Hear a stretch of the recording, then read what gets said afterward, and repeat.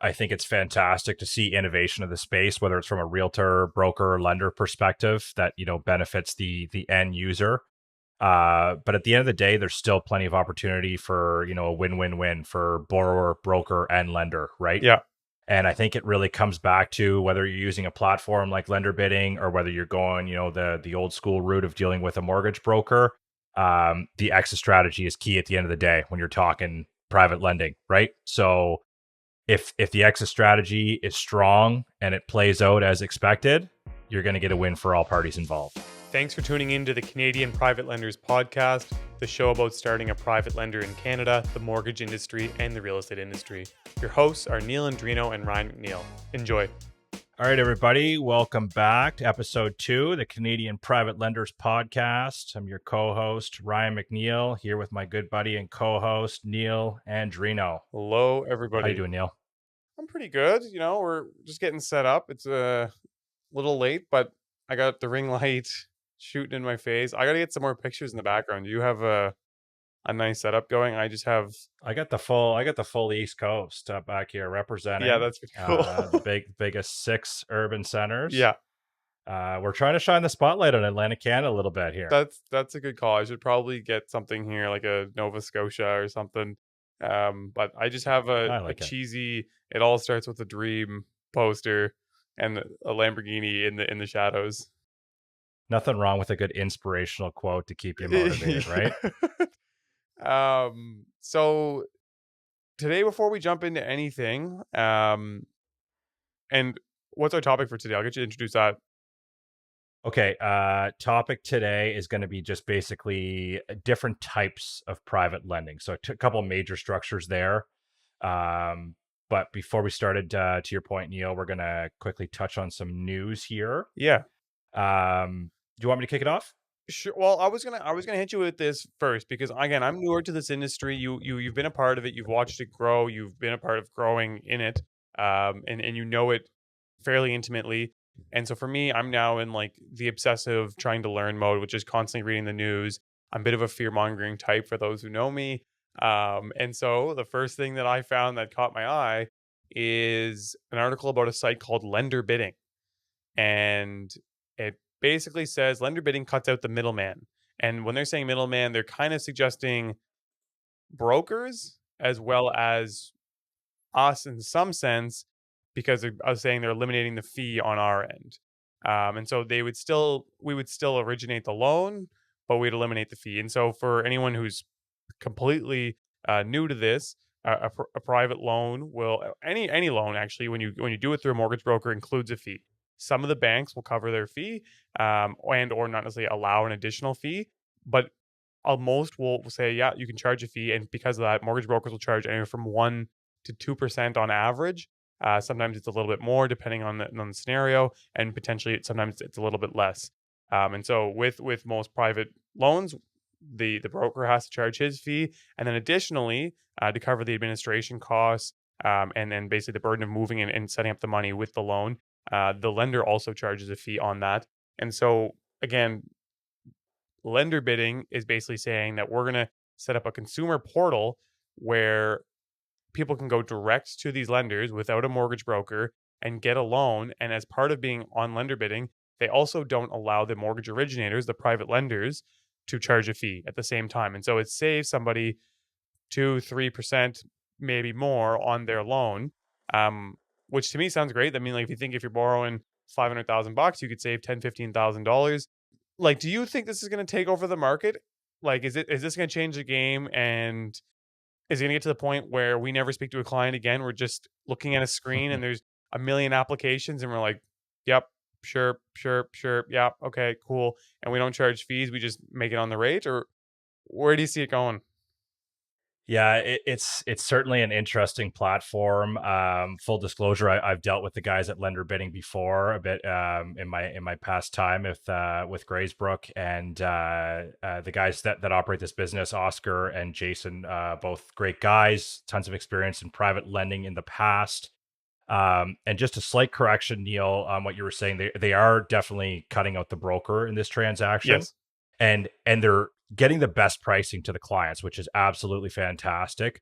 But lenders can still charge a fee on this. It's just that it's an auction platform, right? So you have to be competitive if you want to win the deal, and you're blind bidding. So you don't know what the next private lender is charging. And I think the article referenced that they usually get, I think it was maybe 7 to 10 lenders who bid on any given deal. It might have been a little bit more than that.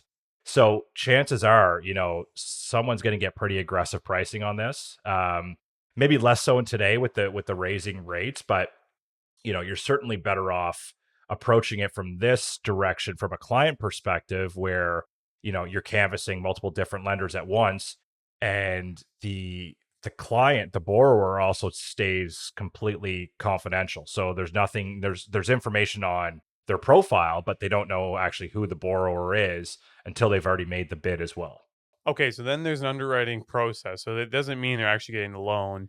It's they've bid, and then part of their bid, it shows like you still need to qualify under these 5 underwriting criteria.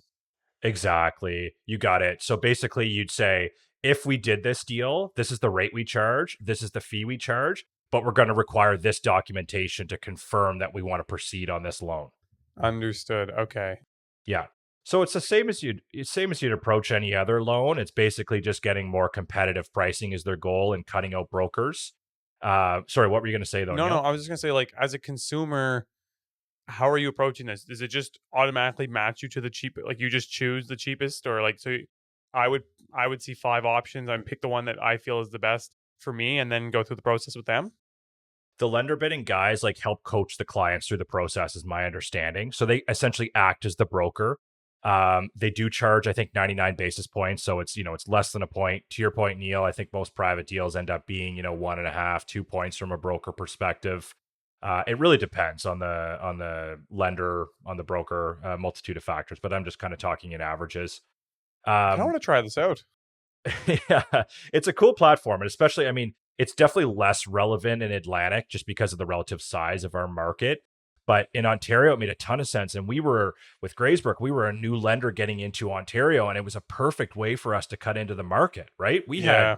we had certain pricing thresholds we had to hit, and we definitely weren't the most competitive pricing in the market, but sometimes we were able to position ourselves and the deal was a good fit for us and we had competitive enough pricing and we connected on it. I definitely put together some deals through this platform. Interesting. Interesting. Yeah, one thing I will mention, and I think the article touched on it a little bit. Some of the downside though in cutting out brokers, costs is not necessarily equivalent to value. Yeah. And especially, having experience in the alternative and private lending space, value is required in a lot of situations, right? So I've worked with countless excellent brokers who coach their clients through the whole process, right? They say, you need to go private right now, and I know that's going to be expensive or more expensive than you want it for this period of time.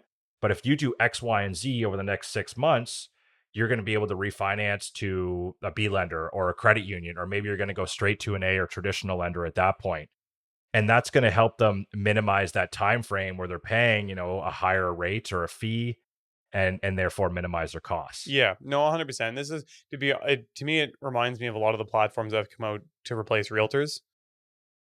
And everyone's been like, "Oh, this is going to completely replace realtors, especially because we charge to sell a home 5%. Like it's a huge fee plus tax, and we're all getting the full amount of the home value. So it's definitely a high dollar figure when it does take place. But there's an intrinsic value that we provide that unfortunately an AI or a robot or just a website's not going to give someone. And even someone that's getting paid a base salary to manage your expectations, like they're not going to be there to handle all the scenarios that are involved in basically managing the emotions involved in it. And loans are just the same. Like there's a ton of emotions, and there's also all the specifications and unique situations of every scenario that I don't think you can just replace and put on a piece of paper. Um, and so again, I see what you're saying.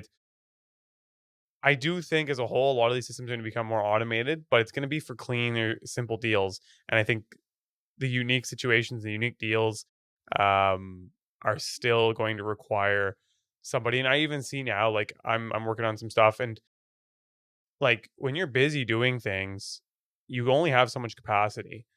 And so, like, if you have to go on here and chase down loans and do all the work, and then you pick the cheapest one, but it doesn't work out, then you have to go back on there and do it again, and you got to reapply with the next person and go through the systems. Whereas if you have a broker, they're going to apply to all five of those, see which two or Yep. three can give you an option, bring you the options, and say like, look, based on your situation, this is what's going to work best for you to get us through this, and I can take you out on the other end. Um, Absolutely. so I guess I can see that. I do think it's getting to be pretty neat where you can almost buy a house. You don't really need to meet the lawyer. Like, it does feel like with technology now, we should be able to do all of this. But again, I think the part that is not being considered is the amount of emotion that's involved in all of the decisions in real estate simply because the dollar values are so high. Couldn't agree more. I think it's fantastic to see innovation of the space, whether it's from a realtor, broker, lender perspective that, benefits the end user. But at the end of the day, there's still plenty of opportunity for, a win-win-win for borrower, broker, and lender, right? Yeah. And I think it really comes back to whether you're using a platform like lender bidding or whether you're going, the old school route of dealing with a mortgage broker. The exit strategy is key at the end of the day when you're talking private lending, right? So if the exit strategy is strong and it plays out as expected, you're going to get a win for all parties involved. Yeah. And it's hard to pick that up on a one line application or a few pieces of paper. Totally. What do you got for me? You said you had a few articles as well? Nope, No. no other articles. That was it for today. Just wanted to get into a little bit more on different types of private lending. So why don't I kick this off and you can, feel free to jump in with any questions or anything, Neil. So there's kind of two main buckets from a private lending perspective. There's direct private lending, Yep. and there's more of the fund or the MIC, mortgage investment corporation, or just I'll call it mortgage investment entity because it can be a MIC or a corporation or a trust or a syndication, right? So I'm kind of going to group those three things together. But let's start with direct private lending. So direct private lending is essentially when the lender essentially brokers a deal between an investor and a borrower. Okay, so they're actually bringing the investor in to lend the funds directly to a client. Okay. So this could be any situation. You could have a loan in Halifax or Moncton or whatever, and the lender picks it up and says, okay, I have this opportunity, Mr. Investor. It's 65% loan to value. Here's the client's credit profile. Here's the story, why they need private funds. Here's the anticipated exit strategy in 12 months. And we're going to charge 11.99 and a 3% fee on this given deal. Would you like to do it? And so the investor then reviews and basically says, yes, lender, I would like to do this, and puts their money in place. And basically, typically in this structure here, the investor slash the one who's becoming the lender would take all of the rate, all of the interest rate. So that 11.99 would be paid to this investor over the year. Yep. Okay. So essentially 12% over 12 months, they'd be making 1% a month on whatever the loan balance is. That 3% fee would go to the originator, whoever found this loan. I'm kind of confusing here with the terms, but the lender, the private lender, would then get that, and that would be what would drive their revenue, would be the fee income coming in this situation. Okay. Effectively a broker. Effectively a broker. That's really what you're doing in this. And I know a lot of brokers operate this way as well, especially in Ontario. It's extremely popular in Ontario for brokers to operate their own private lending arms there, and it's just another income stream for them. It tends to work a little bit differently in Atlantic and other areas. I'm not 100% sure if it's more common that way out west or not, but I know in Atlantic that's a little bit less common for direct private lending. But there's tons of mom and pops out there that operate this way, right? That know a good broker or someone who operates as a direct private lender, and they're able to put out their $500,000 or $1 million and recycle that on an annual basis. Yeah, I mean, I think you saw in places like Ontario and BC, a lot of people have made a ton of money on real estate. A lot of them have big home equity lines of credit, and for the last so many years, they've been sub 4 or 5%. And so, like, well, if I can make 7 8% on money that's not doing anything for me anyways, I might as well go for it, right? Yep. So that's a interesting model, and I've come across a lot of people, in the last few months that have done that in some capacity and have reached out to do that with us. I mean, that's not our model, but um, it's an interesting business. But to me, it felt very much like a brokerage and less like an actual private lending institution. Like it's just more you're connecting people versus actually really managing and administering loans. Yep, absolutely.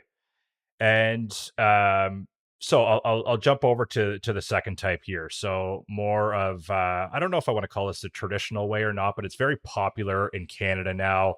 Mortgage investment corporations, mortgage investment trusts, syndication loans, or just fund structures in general. So basically, it's relatively straightforward. Rather than the investor investing in an individual loan, you invest in a pool of mortgages instead. So you're much more diversified across. Okay. So if your private lender is in Ontario, maybe they only invest across Ontario, or maybe they just focus on the GTA or Southwestern Ontario. You can kind of figure out where your comfort level is geographically and kind of choose where to match up from that perspective. Or maybe it's Atlantic Canada as well. Um, but it's a great way to diversify in the private lending space. You do have lower risk than you Yeah, would in direct private lending because, of course, direct private lending, if that one borrower defaults or has any delinquency on the loan, you're left to eat that out of your anticipated return. Whereas with a fund structure or a mortgage investment corporation, you're diversified across a pool. So, yes, you may have one or two loans that default out of the 100 or 200 that are in this portfolio, but that's not going to drastically affect your return on an annual basis. And most of these structures would set basically an anticipated return, maybe call that, 8% to 8.5% on average, and you would basically get this on a monthly or quarterly distribution depending on how they're structured, and then there may be some adjustments at the end of the year depending on how well or how poorly the mortgage investment corporation or trust performed. Okay, so that's kind of the way to look at that. And then from a lender perspective, how the lender makes money on this is that it's somewhat similar in that most of the interest would lie inside of this mortgage investment corporation. yeah, And I should also mention as well, an investor actually owns shares in the mortgage investment corporation. So they're actually a shareholder of this MIC, right? And then they get that return. The lender basically charges a fee or charges the fees to this MIC to operate it. And that's how they make their money. So typically, any fees that are coming in on these loans, anything from origination fees or the lender fees, account setup fees, administration fees, and insufficient fund fees, or anything like that, would all come to the lender themselves. got it. And most structures within the MIC, if there's any delinquency or legal costs, that comes out of the return to the shareholders of the MIC. It really depends, but there's some there's some fluidity in terms of how they're structured. But that's kind of the macro view of how a mortgage investment corporation works. And I'll just quickly touch on syndication loans as well. That's kind of somewhat similar there, but basically you just have multiple institutions that are signed onto a loan, and you may have one private lender who's putting out their paper on it, but in the background, the borrower wouldn't even realize, but there may be two or three different investors in this particular loan as a syndication. And investor A may own 60%, and investor B may own 30, and investor C may own 10% of this loan. That happens in all scales. It absolutely does. And, they may have different risk profiles. Maybe the investor A has, lower risk. Maybe they only own 50% of the 65% loan to value, and then they get a lesser return. Same as you would in any larger, with tranches and so on, or second position mortgages. It's somewhat similar to that as well. But that's just another opportunity for revenue streams in the private lending space. Yeah, for sure. As so going back to the original, like a direct lend scenario, is there anything protecting? Like, so let's say I give the person my 500,000, they lend it out. If the borrower defaults, is there any sort of like recourse on the broker that originally did it, or is it like no, like I brought you the deal, you reviewed it and approved it yourself? Because I feel like then brokers will just get their like, does their fee like is there anything, or is it like you're assuming all the risk? My understanding is the lender slash investor would be assuming all the risk. I don't think there'd be any recourse back, other than maybe assisting with the enforcement piece of that. It probably depends on how they structured it. But if the investor is reaping all the benefits of the interest coming back, and Yeah. someone defaults on that, they're probably going to have to experience the downside as well. Interesting. Um, and then yeah, so and then the pooled funds, the return is made through they make a spread on the money plus fee. And like you said, it's all charged back to the actual management corp. Um, the the syndicate loans, I guess I first heard about those when I was looking. There was a project in Halifax. It was a $500 million project, and I guess whoever it was, BMO was like the headline on it. But then I was chatting with somebody there, and they're like, "No, no, like we took on 145 of it, and then each bank basically purchased a section of it and what portion of risk they were willing to take on to lend within that deal." Which made a lot of sense to me because I was like, I couldn't believe that one bank would like put out the 500 mil on the one project. I was like, man, that's a shit ton of exposure, even for a banks of like those sizes. Like they would feel that like on a quarterly statement to their shareholders, if something went wrong, like that would have an impact on that statement. And so yeah, I that first introduced me, and now being in the private lending space, I'm seeing. I think it takes place way more often than I think, and I think it's a win for most parties because it offers an ability, like you said, for the lenders to reduce their risk and their exposure. Um, and then so it kind of spreads it across, and then the ones that take on less risk get a lower return, but obviously they're comfortable with that because that fits their portfolio's mandate and goals. And the ones that are originating can charge a fee for putting it together.